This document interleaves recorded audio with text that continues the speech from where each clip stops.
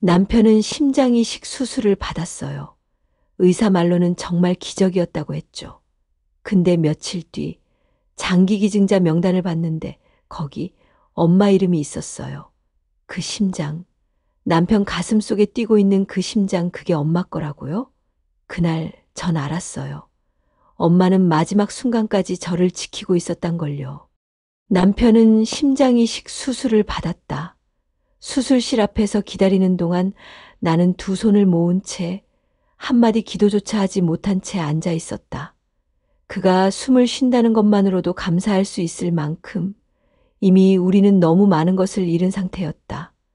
의사는 새벽 3시가 조금 지나서야 수술실 문을 열고 나왔다. 그리고 담담하게 말했다.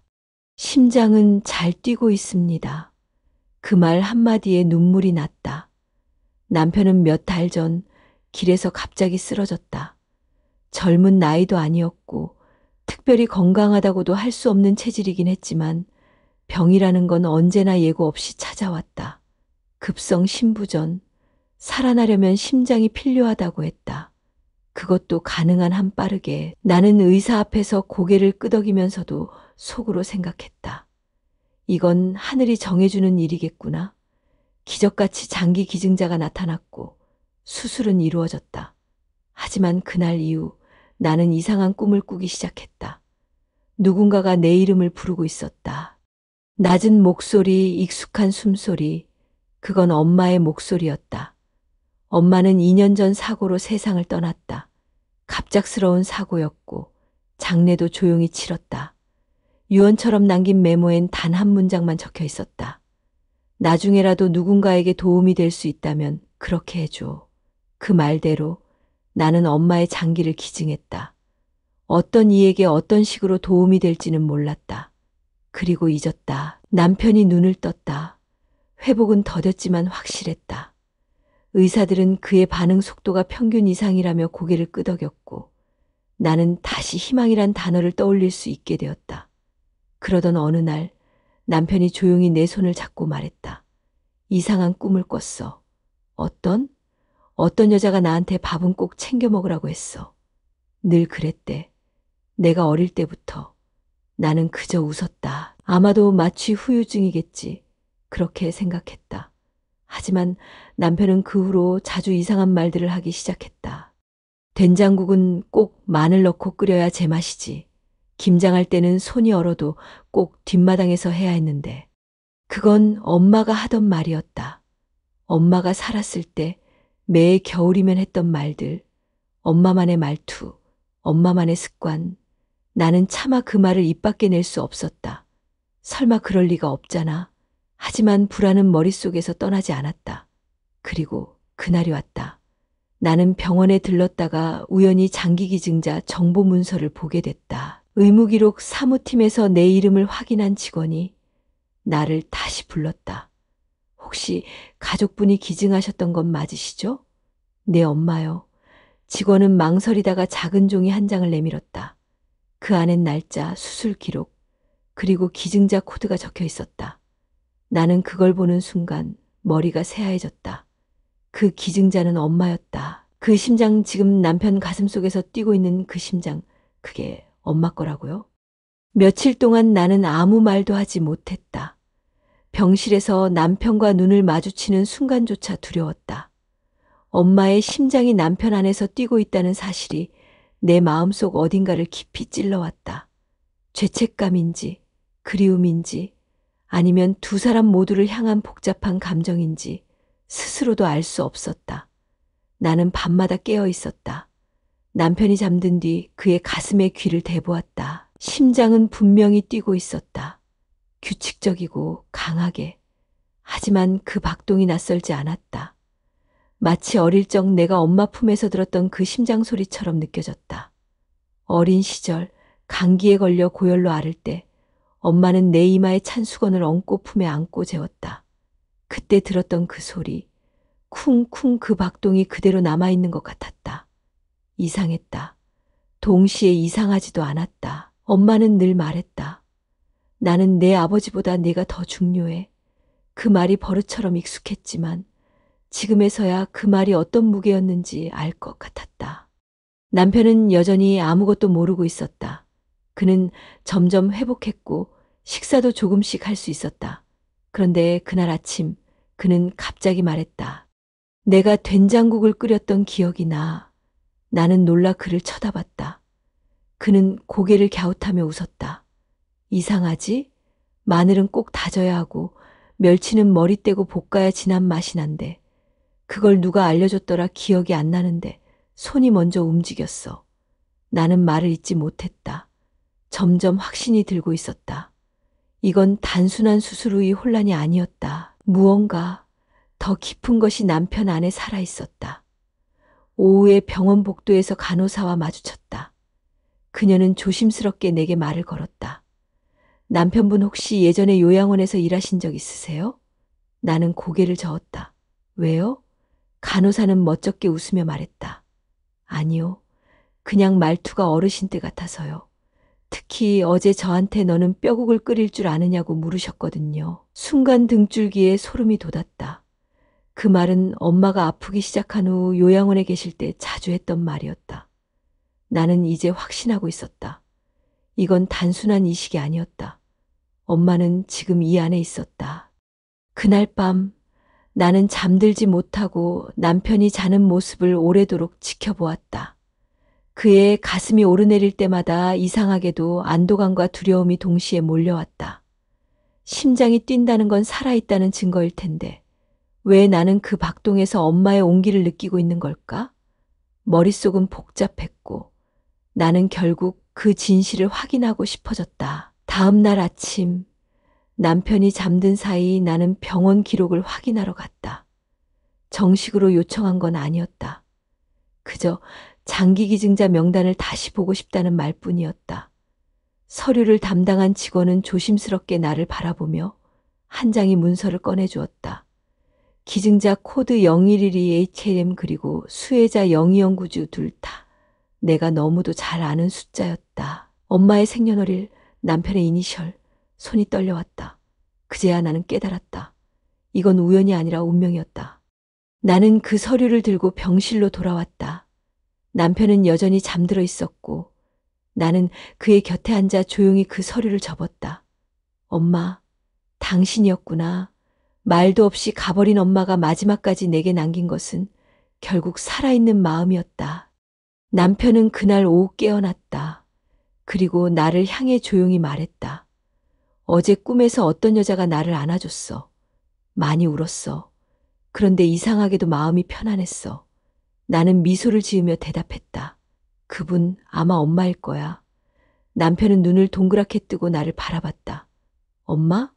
나는 고개를 끄덕이며 그의 손을 꼭 잡았다. 그 심장 엄마 거야. 그 말에 남편은 말을 잇지 못하고 나를 바라보았다. 그의 눈이 붉게 충혈되어 갔다. 우리는 말없이 서로를 바라보았다. 방 안은 조용했지만 우리의 가슴 안에서는 무언가가 깊이 울리고 있었다. 한 사람은 떠났지만 또 다른 사람은 살아났다. 그리고 그 두 사람은 지금 한 사람 안에 함께 살아가고 있었다. 남편은 내 말을 들은 뒤 한참 동안 아무 말이 없었다. 그의 눈은 나를 바라보면서도 어딘가 먼 곳을 응시하는 것 같았다. 내가 전한 진실은 그만큼 크고 낯설었다. 그게 정말 어머니 심장이야? 남편이 겨우 뱉어낸 그 말은 무겁고 떨렸다. 나는 조용히 고개를 끄덕였다. 그는 가슴 위에 손을 올렸다. 그리고 아주 천천히 그 심장의 박동을 느끼듯 입을 다물고 눈을 감았다.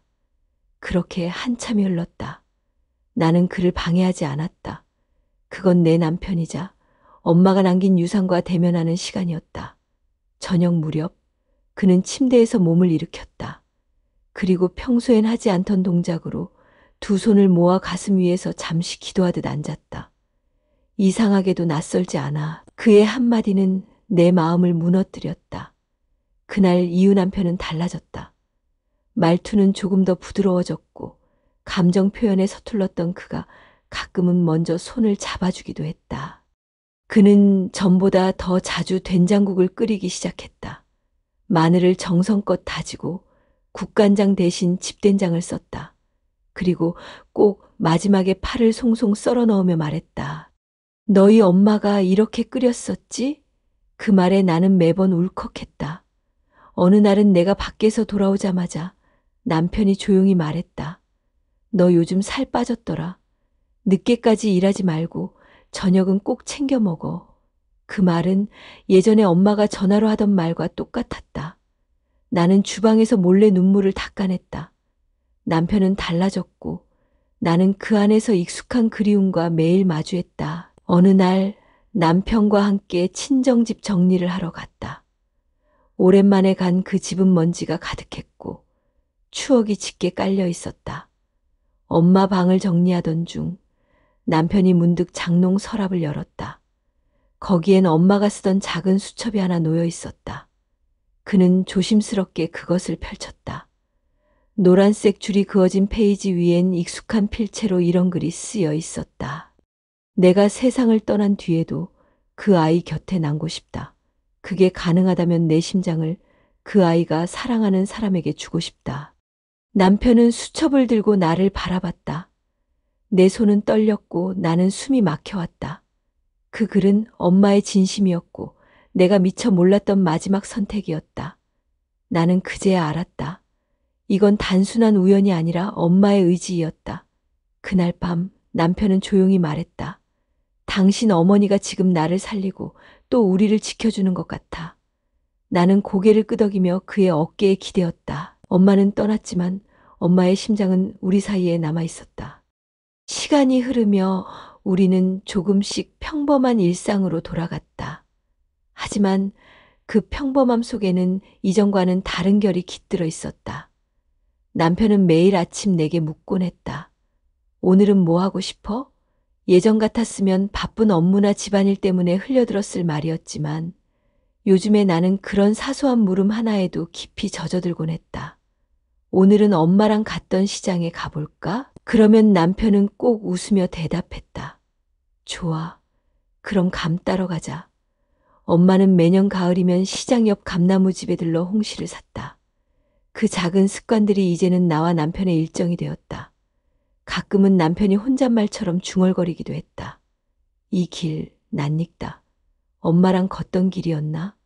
나는 아무 말 없이 그의 손을 꼭 잡았다. 그 길은 분명 엄마와 함께 걷던 길이었다. 그럴 때면 나는 가끔 착각하곤 했다. 지금 내 옆을 걷고 있는 이 사람이 정말 엄마가 아닐까? 하고. 그렇게 우리는 하나둘 엄마의 일상을 닮아가기 시작했다. 더 많이 웃고 더 자주 손을 잡고 밥을 먹을 땐 꼭 서로의 얼굴을 바라보며 감사했다. 하지만 그렇게 다정한 날들이 계속되자 한 가지 두려움이 마음 깊은 곳에서 자라기 시작했다. 만약 이 심장이 멈춘다면 엄마의 흔적도 함께 사라지는 건 아닐까? 그 생각이 들자 남편의 기침 하나에도 나는 가슴이 철렁 내려앉곤 했다.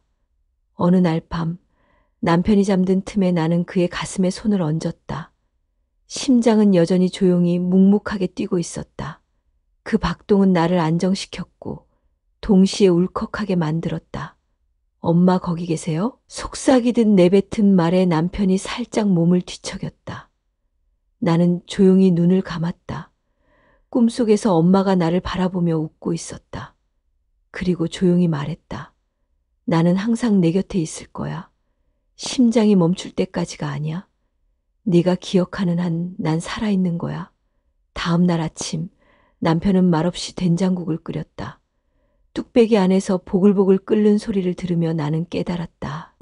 잊지 않겠다는 건 살아있는 사람의 다짐이라는 걸. 그리고 나도 매일의 시간을 그렇게 살아내기로 했다. 엄마의 심장을 가진 사람과 함께 그 박동을 지켜보며. 그런데 그날 저녁 남편은 평소와 다르게 아무 말 없이 방에 혼자 앉아 있었다. 불 꺼진 방 안에서 그는 긴 시간 무언가를 고민하는 듯했고 나는 조심스럽게 물었다. 무슨 일 있어? 남편은 잠시 망설이더니 이렇게 말했다. 내가 이 심장을 가진 게 정말 괜찮은 일일까? 나는 자꾸 내가 아닌 것 같은 느낌이 들어. 그 순간 나는 멈춰섰다. 남편의 말은 곧 이 이야기의 균열이 시작되는 신호였다. 남편의 말은 예상보다 훨씬 더 깊게 내게 파고들었다. 내가 아닌 것 같은 느낀 그건 단순한 혼란이 아니었다. 그는 진심이었다. 그날 밤 나는 남편 몰래 그의 일기장을 열어보았다. 평소에 그런 짓을 하지 않던 나였지만 이번만큼은 무언가에 이끌리듯 그랬다. 일기장 안엔 날짜 없이 적힌 짧은 문장들이 있었다. 오늘도 나는 나 같은데 내가 아니다. 된장국을 끓였는데 왜 눈물이 났는지 모르겠다. 그 여자는 내 딸이라고 말했다. 그런데 이상하게도 그 말이 익숙했다. 나는 그 자리에서 덜컥 주저앉았다. 남편은 나에게 아무 말 하지 않았지만 그는 이미 스스로에게 무너지고 있었다. 다음 날 남편은 외출을 하겠다고 말했다. 나는 어디 가냐고 물었지만 그는 웃기만 했다. 잠깐 확인할 게 있어. 이상했다. 그리고 해가 저물 무렵 집에 돌아온 그는 손에 날끈 앨범을 들고 있었다. 이거 너희 엄마 집에서 찾았어. 이상하지 않아? 그는 앨범을 펴보여줬다. 오래된 흑백 사진들 사이 젊은 시절에 엄마가 아이를 안고 웃고 있는 사진. 문제는 그 옆에 서 있는 남자였다. 남편과 너무도 닮은 얼굴, 머리카락, 눈매, 심지어 미소까지. 이 사람 나랑 똑같지 않아? 나는 얼어붙었다. 설마 전생 이야기라도 하려는 거야? 내가 웃으며 넘기려 했지만 그는 진지했다. 아니 정말 이상하잖아. 나는 이 사진을 처음 봤는데 그날 꿈에서 이 아이를 안고 있었어. 내 품에 꼭 안긴 채 수연아라고 부르고 있었고 나는 숨이 막혔다. 수연, 내 이름이었다. 내 이름을 남편이 꿈에서 나 아닌 아이에게. 그리고 그 순간 문득 떠오른 한 장면. 어릴 적 엄마가 했던 말. 너 어릴 때 어떤 아저씨가 널 안고 울었단다. 내 심장이 약하다고 해서 병원 앞에서 한참을 울고 그 말이 퍼즐처럼 머릿속에 맞춰졌다. 그 아저씨가 지금 내 남편? 그럴 리가 없는데 머리가 어지러지랬다. 남편은 내 눈을 바라보며 조용히 말했다. 내가 누구인지 점점 모르겠어. 근데 더 무서운 건 내 엄마가 나를 알고 있었던 것 같아. 이제 나는 단순히 심장이 옮겨간 이야기를 넘어 무언가 더 깊은 진실과 맞닿아 있는 기분이었다. 이건 단순한 의학적 이식이 아니었다. 삶과 삶이, 사람과 사람이, 기억과 감정이 어딘가 뒤엉켜 있었다. 나는 결심했다. 엄마의 과거를 뒤지기로. 누군가 이 퍼즐의 해답을 알고 있다면 그것은 엄마일 수밖에 없으니까. 다음 날 나는 서랍 깊숙한 곳에서 엄마의 유품 상자를 꺼냈다. 그리고 그 안에서 수연아, 내가 이 편지를 볼 땐 내가 곁에 어깨찌로 시작되는 편지 한 장을 발견했다. 수연아, 내가 이 편지를 볼 땐 내가 곁에 없겠지. 엄마의 필체였다. 떨리는 손으로 봉투를 열었다.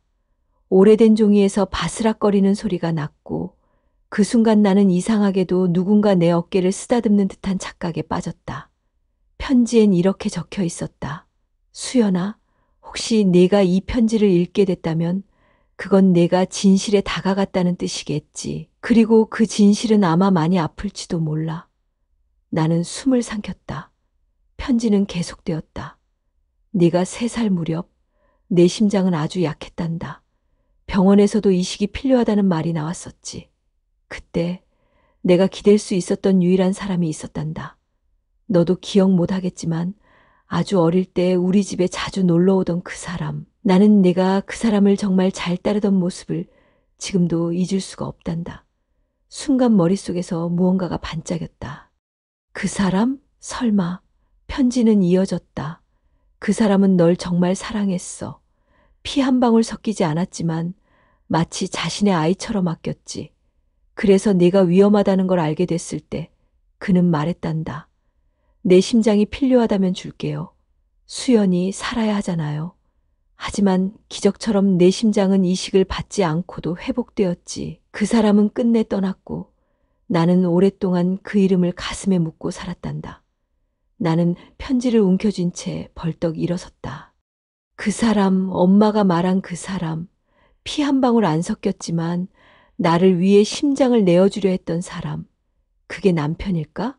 아니, 말이 안 된다. 하지만 너무 많은 우연이 겹쳐 있다. 그 순간 방 밖에서 인기척이 났다. 남편이었다. 수연아, 괜찮아? 나는 황급히 편지를 적고 고개를 들었다. 응, 그냥 옛날 생각 좀 했어. 남편은 조용히 다가와 내 옆에 앉았다. 사실 나도 하나 보여줄 게 있어. 그는 셔츠 주머니에서 접힌 종이 하나를 꺼냈다.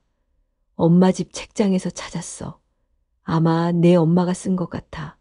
종이를 펼치자 그 안엔 짧은 메모가 적혀 있었다. 그 사람의 심장은 아직 살아있어. 그리고 언젠가 수연이 곁으로 갈 거야. 나는 숨이 턱 막혔다.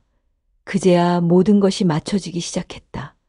남편의 꿈, 된장국의 손맛, 낯선 기억들, 그리고 엄마의 편지. 이건 단순한 기증이 아니라 어쩌면 아주 오래전부터 정해진 운명이었다. 하지만 그렇다면 하나 남은 퍼즐 조각은 그 사람의 이름이었다. 나는 결심했다. 그 이름을 찾아내야 한다. 그리고 진실과 마주해야 한다. 엄마 유품 상자 한쪽 구석엔 오래된 다이어리 하나가 더 있었다. 수첩보다 조금 큰 갈색 가죽 표지. 먼지를 털고 펼치자 1989년 3월 14일이라는 날짜가 눈에 들어왔다. 나는 숨을 죽이고 페이지를 넘겼다.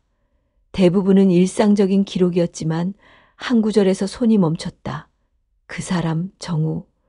오늘도 수연이를 안고 웃었다. 나는 그 둘을 바라보며 이상하리만큼 편안했다. 정우. 나는 속으로 그 이름을 몇 번이나 되뇌었다. 정우, 정우, 그리고 다시 머릿속에서 무언가 연결되기 시작했다. 남편의 본명은 한정우. 결혼하고 나서도 늘 재현이라는 중간 이름을 썼지만 가족관계 증명서에서 처음 봤던 그 본명. 나는 손끝이 차가워짐을 느끼며 휴대폰을 꺼냈다. 엄마와 함께 찍은 오래된 가족사진 속 한 남자의 얼굴을 확대했다. 그리고 남편의 옛 사진과 나란히 비교했다. 눈매, 코, 입술선까지 너무도 닮아 있었다. 정우, 그 사람은 남편이었다.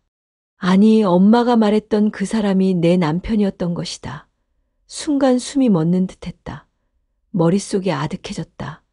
지금까지 그 모든 말, 손길, 된장국의 손맛, 꿈속 장면, 그게 전부 다 기억이 아닌 감각이라면 남편은 여전히 내 곁에 있었다.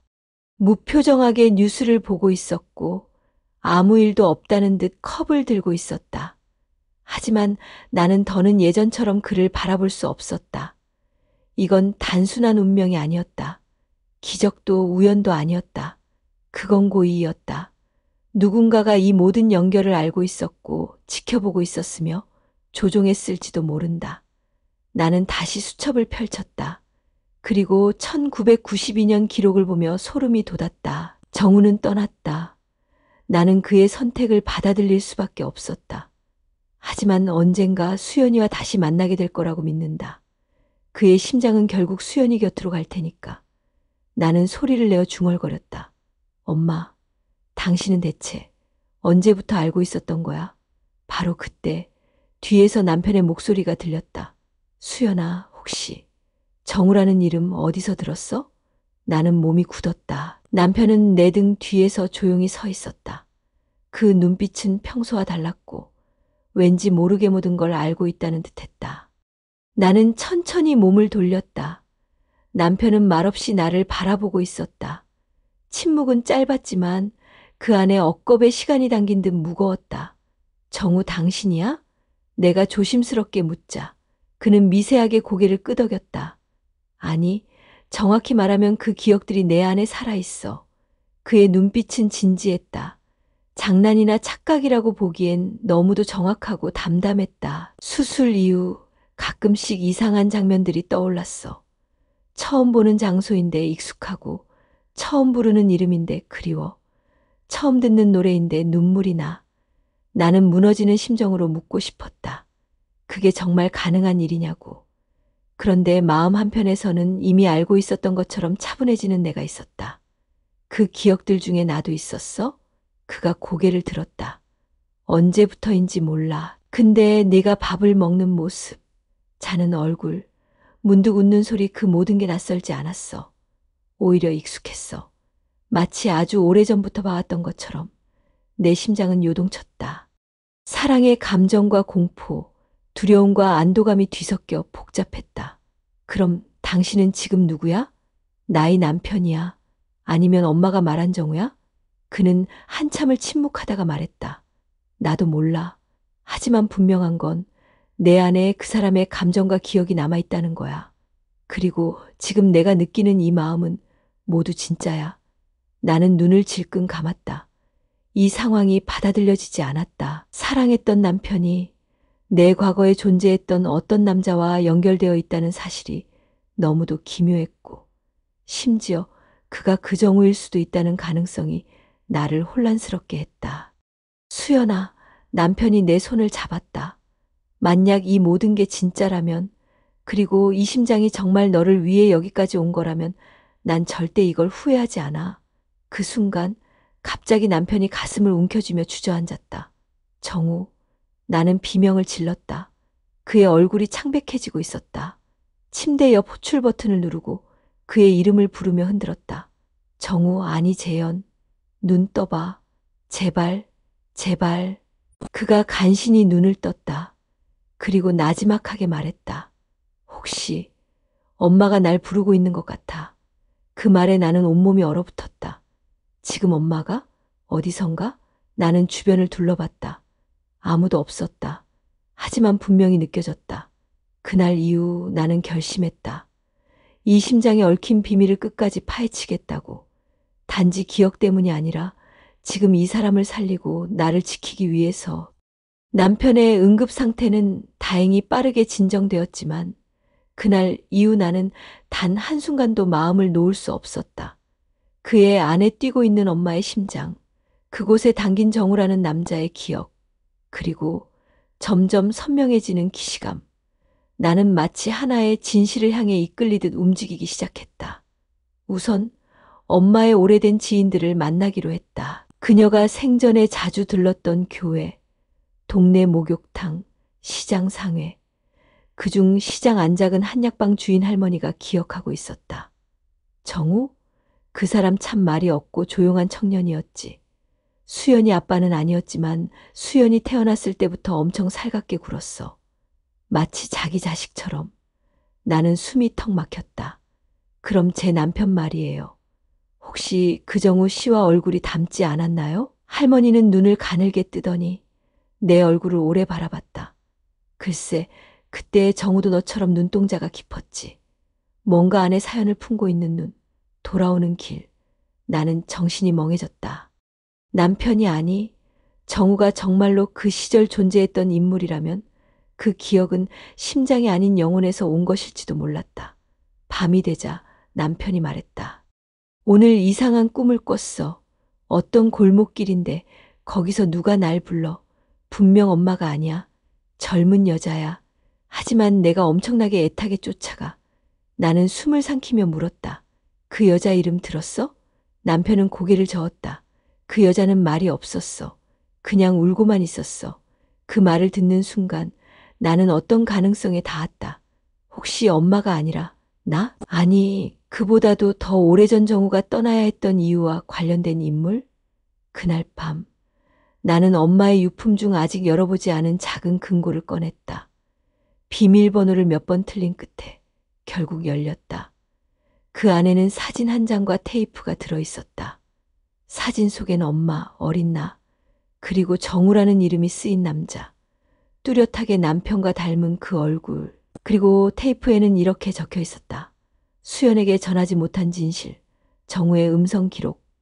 나는 눈앞이 아찔해졌다. 그 순간 방문 너머에서 남편의 목소리가 들렸다. 그걸 지금 틀 거야? 그는 이미 알고 있었다. 모든 것을. 그리고 나는 이 테이프가 우리를 어디로 데려갈지 감히 상상할 수 없었다. 나는 천천히 테이프를 손에 쥐었다. 무언가를 재생한다는 단순한 행위가 이토록 무겁게 느껴진 적이 있었을까? 남편은 조용히 내 옆에 앉았고 우리는 마치 과거를 소환하는 의식을 치르듯 녹음기를 틀었다. 삐익, 잡음과 함께 정우의 목소리가 흘러나왔다. 이걸 듣고 있다면 나는 아마 그 세상에 없겠지. 수연아, 나는 너를 진심으로 사랑했단다. 널 처음 본 날, 나는 세상의 끝을 본 기분이었어. 그만큼 벅차고 아팠고 벗어날 수 없었지. 남편의 손이 미세하게 떨렸다. 내 손도 마찬가지였다. 나는 너희 엄마를 정말 많이 좋아했어. 하지만 그보다 더 깊이 사랑한 건 바로 너였단다. 널 처음 안아본 날 나는 결심했어. 언젠가 네가 위험에 처하면 내 심장을 너에게 줄 거라고. 숨이 막혔다. 이어지는 정우의 고백은 우리 가족사를 송두리째 흔들었다. 수연이, 혹시 네가 지금 나를 이해하지 못하더라도 괜찮아. 내가 바란 건 단 하나야. 네가 살아있다는 것, 네가 누군가를 사랑하며 살아간다는 것, 그거면 돼. 나는 그 순간 눈물이 멈추지 않았다. 정우는 단순한 과거의 인물이 아니었다. 그는 지금 내 곁에 살아있었다. 남편을 통해, 그리고 내 안의 기억을 통해. 녹음이 끝났을 때 방 안엔 오직 고요만이 남아있었다. 남편은 한참을 침묵한 뒤 나직하게 말했다. 내가 정우일지도 몰라. 아니면 정우가 내 안에 살아있는 걸지도. 그런데 말이야, 그는 내 눈을 바라봤다. 그게 무섭지가 않아. 나는 고개를 끄덕였다. 나도 하나도. 우리는 서로를 꼭 껴안았다. 그렇게 오래도록. 하지만 그날 밤 남편은 꿈속에서 어떤 이름을 중얼거렸다. 수진아, 미안해 수진아. 나는 잠에서 깨며 얼어붙었다. 수진? 그건 내 이름도 엄마의 이름도 아니었다. 나는 조용히 남편의 얼굴을 바라봤다. 그리고 직감했다. 아직 끝나지 않았다고. 이 이야기는 이제부터 진짜 시작이라는 걸. 수진, 그 이름이 내 머릿속을 계속 맴돌았다. 아무리 생각해도 내 주변엔 그런 이름을 가진 사람은 없었다. 그런데 왜 그 이름이 남편의 입에서 나왔을까? 아침이 밝자마자 나는 남편에게 물었다. 어젯밤 꿈에서 수진이라는 이름을 불렀어. 기억나? 그는 고개를 천천히 끄덕였다. 응, 기억나. 근데 이상하게 얼굴은 안 보이는데 마음이 아프더라. 뭔가 큰 잘못을 한 느낌이었어. 나는 그의 표정을 유심히 살폈다. 그는 혼란스러워하면서도 분명한 슬픔을 안고 있었다. 그 이름이 왜 익숙한 것 같지? 그는 이마를 짚으며 다시 누웠다. 나는 조용히 거실로 나와 엄마의 물건을 다시 뒤졌다. 혹시 수진이라는 이름이 언급된 기록이 있을까 싶어서 한참을 찾은 끝에 오래된 엽서 하나를 발견했다. 수진에게 내 마지막 인사를 전하고 싶다. 보낸 사람은 정우였다. 날짜는 1994년. 내가 4살 때였다. 등골이 오싹해졌다. 엽서 뒷면엔 짧은 문장이 있었다. 그날 내가 떠나지 않았다면 수진이는 지금 살아있었을까? 나는 순간 거대한 의문과 마주했다. 수진, 정우, 죽음, 그리고 그날 도대체 무슨 일이 있었던 걸까? 남편은 여전히 침대에 누운 채 멍하니 천장을 바라보고 있었다. 나는 엽서를 그의 손에 쥐어주었다. 그 순간 그의 눈이 크게 흔들렸다. 이 글씨 알아? 이건 내가 썼던 거야. 나는 숨이 멎는 줄 알았다. 기억나? 남편은 고개를 저었다. 아니, 글씨를 본 순간 가슴이 미친 듯이 뛰어. 뭔가 말해야 할 것 같은데 생각이 안 나. 나는 결심했다. 이건 단서다. 수진이라는 이름, 그날이라는 사건, 그리고 이 모든 걸 연결하는 정우의 기억. 나는 엄마의 오래된 주소록에서 한 이름을 발견했다. 박수진, 부산, 초량동. 심장이 쿵 내려앉았다. 나는 남편과 함께 부산으로 내려가기로 했다. 이 진실을 마주하려면 과거로 직접 들어가야 했다. 열차 안에서 남편은 계속 수진이라는 이름을 중얼거렸다. 수진아, 내가 그날 가지 말았어야 했는데. 그의 눈에는 눈물이 고여 있었다. 나는 창밖을 바라봤다. 그리고 생각했다. 이 여정이 끝나면 우리는 과연 지금과 같은 얼굴로 서로를 마주할 수 있을까? 부산 초량동. 낯선 도시의 골목을 걷는 발걸음이 이상하리만큼 무거웠다. 남편은 말이 없었다. 그저 주위를 둘러보며 자신도 기억나지 않는 추억에 잔해를 더듬고 있는 듯 보였다. 여기야. 오래된 양옥집 앞에서 남편이 멈췄다. 그는 아무 표정 없이 문을 바라보았다. 나는 입술을 깨물며 초인종을 눌렀다. 몇 초 후 안에서 인기척이 들렸고 곧 중년 여성이 문을 열었다. 누구? 나는 조심스럽게 말했다. 혹시 박수진 씨 댁인가요? 여자는 순간 굳은 표정을 지었다. 박수진은 제 언니예요. 근데 돌아가신 지 오래됐어요. 나는 숨이 턱 막혔다. 그녀는 우리를 안으로 들렸고 사진이 가득한 방 한가운데에서 우리는 앉게 되었다.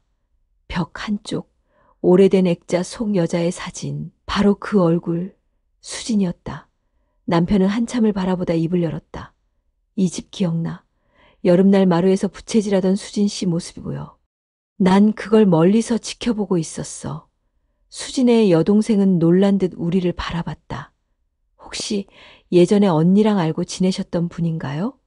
남편은 대답 대신 한 가지를 물었다. 혹시 언니가 돌아가시던 날 무슨 일이 있었는지 아세요? 여동생은 망설이다가 말했다.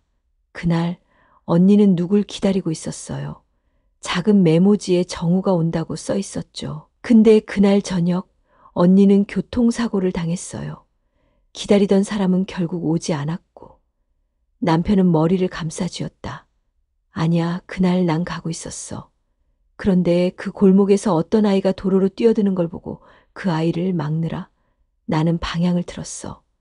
그리고 난 다시 그 자리로 가지 못했어. 방 안은 정적에 잠겼다. 수진의 여동생은 손으로 입을 가린 채 말했다. 정우 그 이름 언니가 매일 다이어리에 적었어요. 죽기 전날에도 정우는 나를 기억할까? 그렇게 남편의 어깨가 떨렸다. 그 아이가 바로 수연이었을지도 몰라. 내가 막으려던 그 아이. 나는 충격의 말을 잇지 못했다. 나? 내가 그날? 그 모든 일이 그렇게 연결되어 있었다고? 한 사람의 선택이 또 다른 사람의 생명을 살렸고 또 하나의 사랑을 끝내버렸다. 그날 밤 우리는 부산의 오래된 여관방에서 아무 말도 하지 않았다. 창밖에선 파도 소리만이 들려왔다. 그리고 그 소리 사이로 나는 엄마의 목소리를 듣는 듯했다. 사랑은 늘 하나를 남기고 하나를 데려간단다. 하지만 기억은 그 모두를 품고 살아가게 하지. 서울로 돌아오는 기차 안, 창밖으로 스치는 풍경은 흐리고 잿빛이었다. 나는 말없이 남편의 손을 잡고 있었다. 손끝으로 전해지는 미세한 떨림이 그가 여전히 수진의 이름 속에 머물러 있다는 걸 알려줬다. 그날 내가 좀 더 빨랐다면 남편이 중얼거렸다. 그녀는 살아있었겠지. 나는 고개를 저었다. 하지만 나도 살아있지 않았을 거야. 그의 눈동자가 흔들렸다.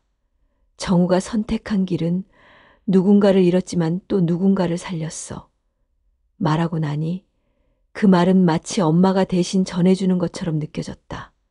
기차가 서울역에 도착하자 현실이 다시 우리를 붙잡았다. 엄마가 남긴 심장, 정우의 기억, 그리고 지금 내 옆에 있는 남편이라는 사람. 나는 점점 이 세 가지를 따로 구분할 수 없게 되고 있었다. 그날 밤 남편은 다시 된장국을 끓였다.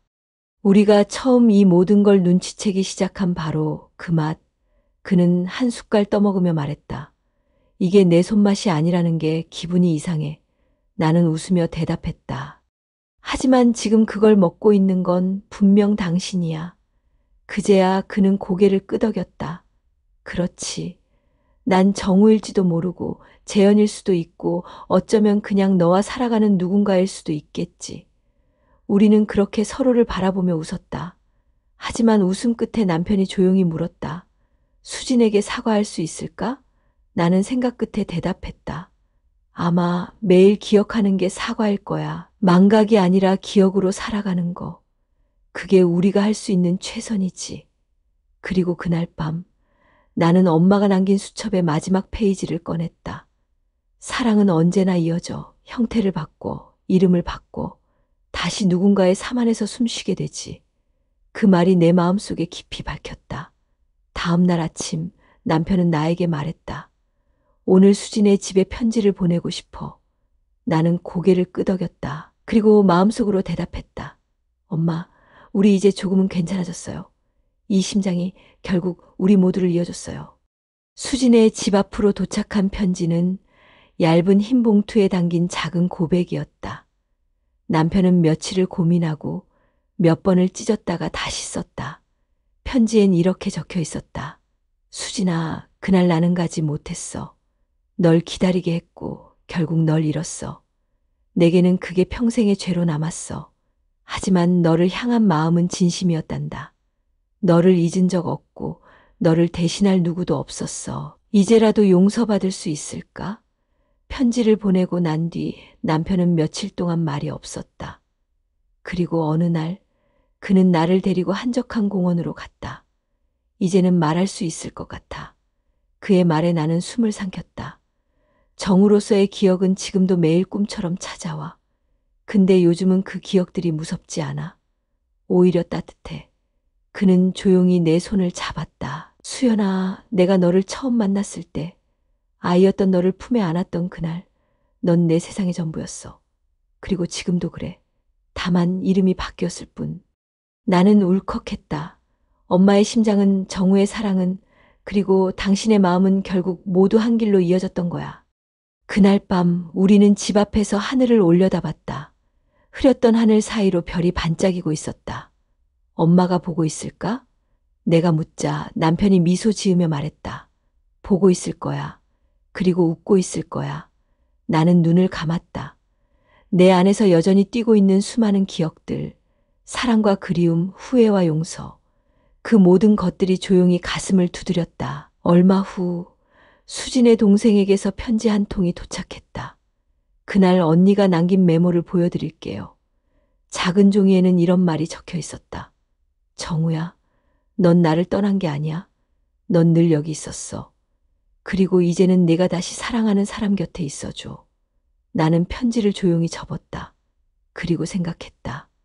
이 모든 이야기는 끝이 아니라 누군가의 삶 안에서 계속 살아갈 거라고. 심장은 멈추지 않는다. 사랑도 마찬가지다. 아직 구독과 좋아요를 안 누르셨다면 지금 눌러주시면 앞으로 더 많은 이야기를 만드는데 큰 힘이 됩니다. 시청 감사합니다.